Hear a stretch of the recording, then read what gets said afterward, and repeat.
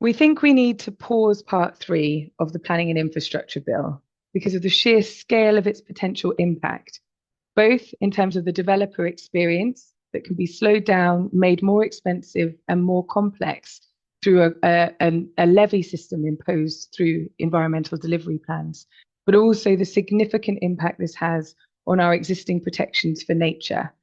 It at the moment presents a lose-lose both for the developers and the economy and nature. And we think it needs to be paused for proper consultation, proper impact assessment, and proper piloting so that we can make sure it delivers the win-win for the economy and nature that we all need it to be.